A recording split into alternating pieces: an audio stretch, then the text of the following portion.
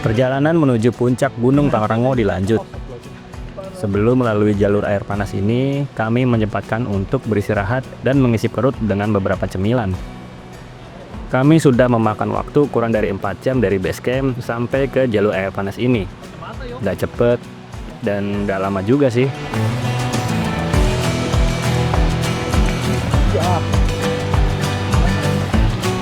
Untung Gore-Tex.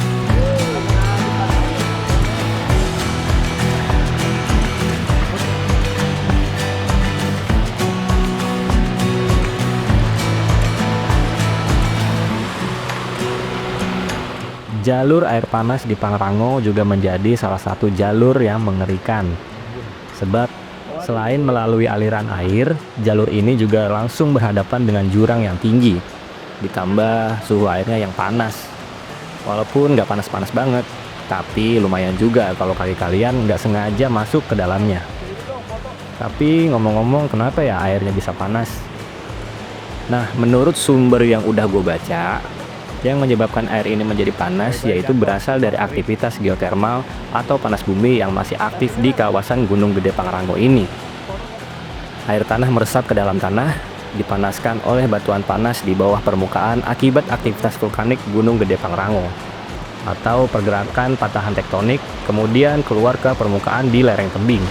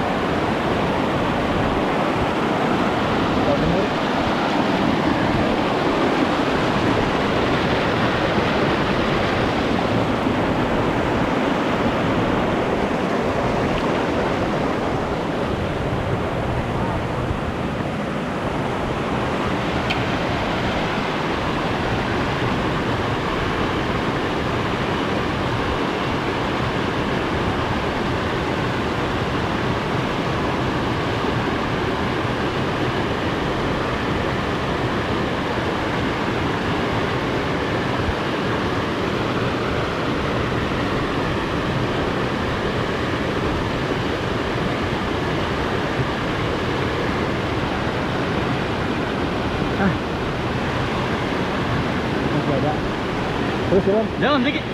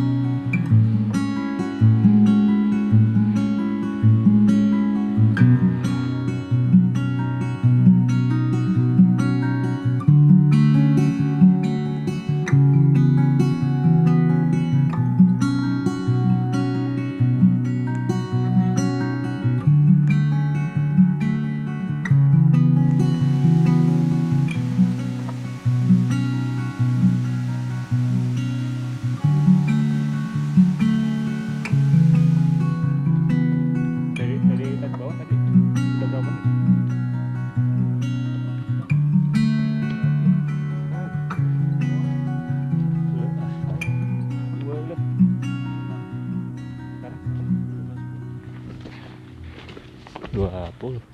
Enggak lah. 11. Oke.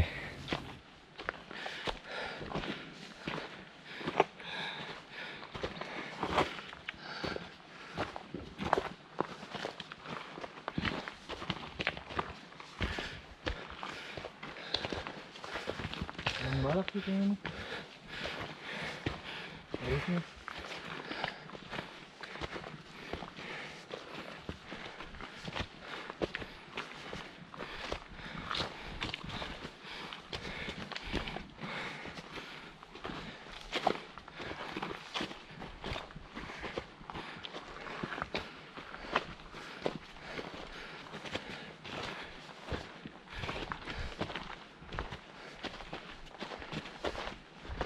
Lumayan tapi.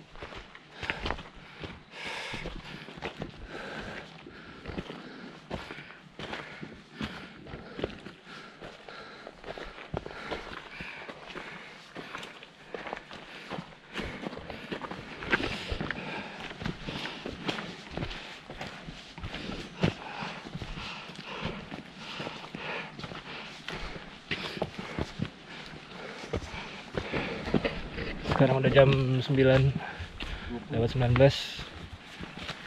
Kita udah sampai di kandang badak, di pos terakhir sebelum puncak. Yang lain masih di belakang, lumayan jauh.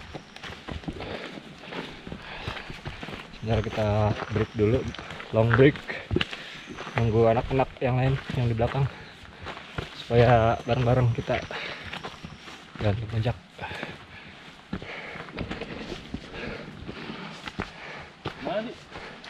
Cari yang enak aja.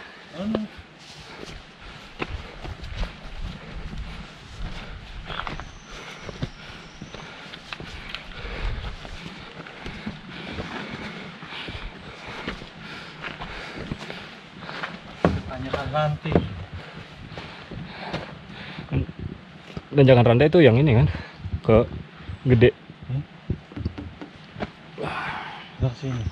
Berarti kurang 700 meter lah ya. Set. Cak orang lo. Yuk. Mana? Toiletnya hancur. Oh, udah.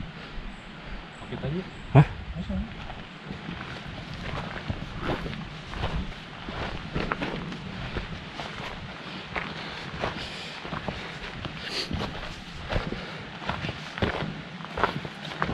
Akhirnya gue tiba juga di pos kandang badak.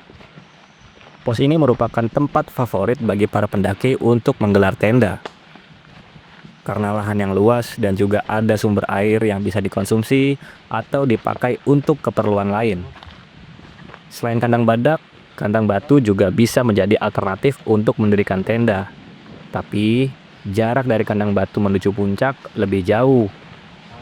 Dan benar aja, setibanya kami di kandang badak, kami berjumpa dengan beberapa pendaki lain. Ada yang one day hiking, ada yang sekedar running trail, dan ada pula yang mendirikan tenda. Udah 10 tahun yang lalu terakhir gua ada di sini, dan banyak banget perbedaannya. Dari hal yang kecil seperti plang yang udah diganti, beberapa bangunan juga udah hancur dan tidak terurus. Mungkin bangunan ini hancur karena faktor cuaca. Padahal kalau bangunan ini terurus, bangunan ini juga sangat membantu para pendaki apabila ada pendaki yang terkendala. Karena berhubung gua agak ngantuk, gua nyepetin power nap dulu deh sebentar, sambil nunggu yang lain sampai ke kandang badak.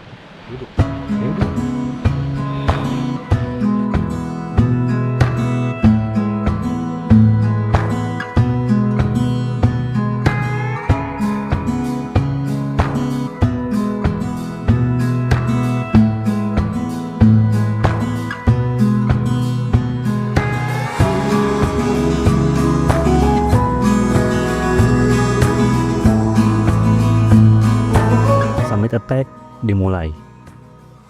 Setelah nyempetin buat tidur sebentar dan yang lainnya juga udah pada datang, pada pukul 10 pagi kami langsung melanjutkan perjalanan menuju puncak Gunung Pangrango. Kita udah ada di kandang badak. Kita lagi ada di Simpang Pangrango. Turun kandang badak. Pangrango. Gunung Gede. Jadi kita namanya Gunung Pangrango.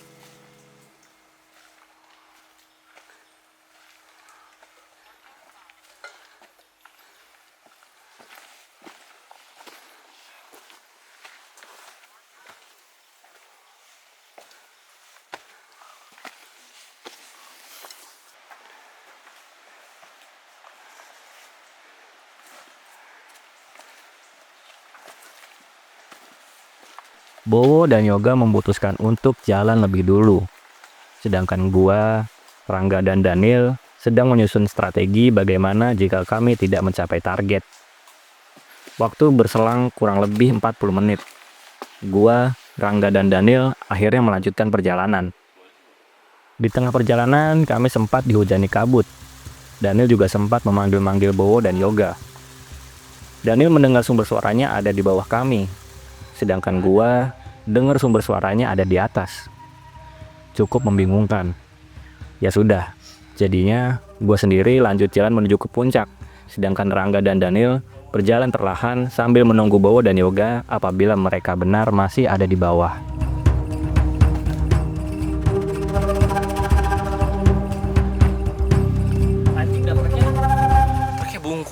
Bungkuk mulu anjing. Lu kayak uya-kuya nih. Iya sih. Kenapa? Kayak uya-kuya nih. Sekilas kau tuh. Iya, ini tuh kayak kuya sih aja mana. Ya udah cinta kuya. Iya lu ya. Cuman belum pikir apa-apa.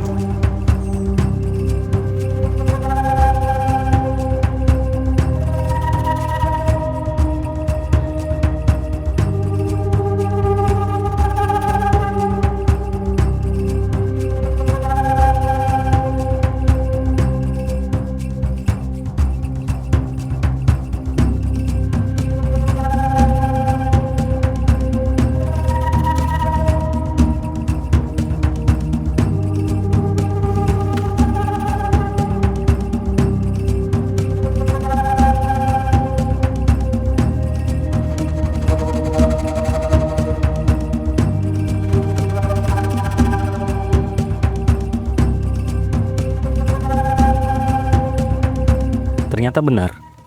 Ketika gua udah sampai puncak lebih dulu, gua nggak bertemu Bowo dan Yoga.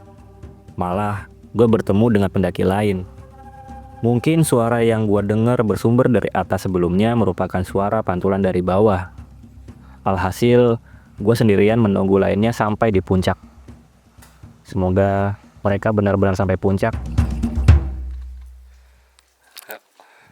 Oke teman-teman, sekarang gue udah sampai di puncak Pangrango. Jam 12-an baru sampai puncak Pangrango. Dan gue sedikit terkendala masalah tadi. Pertama hujan. Kedua teman gue ada yang cedera. Ketiga emang guanya yang terlena. Gue, Daniel sama Rangga itu terlena kebanyakan ngobrol jadi lama banget sampai puncaknya. Nah,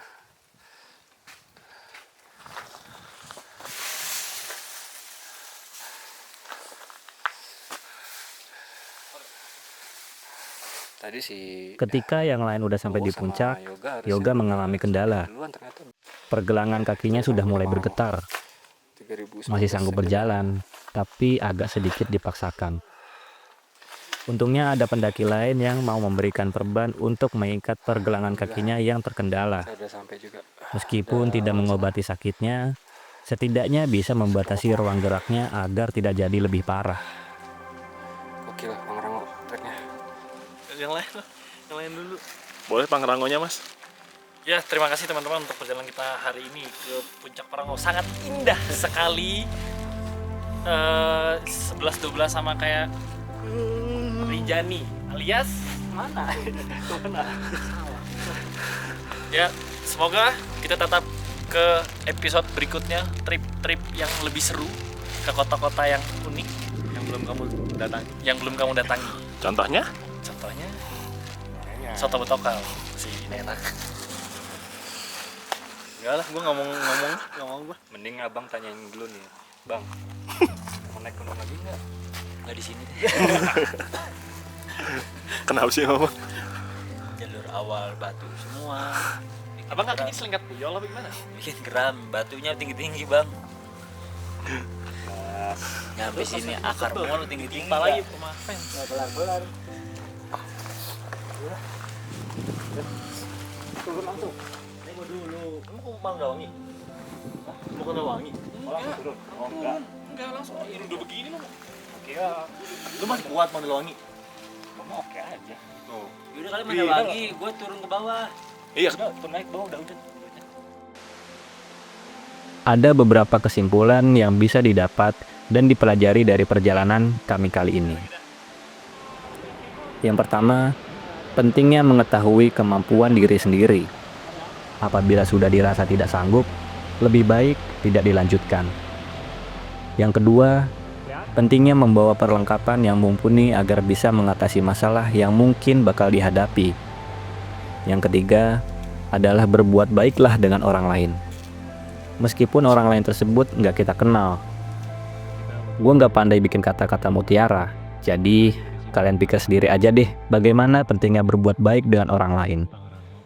Gue Destian Rashidi, dari 5 Jari. Tunggu perjalanan kami di lain hari. Salam lestari.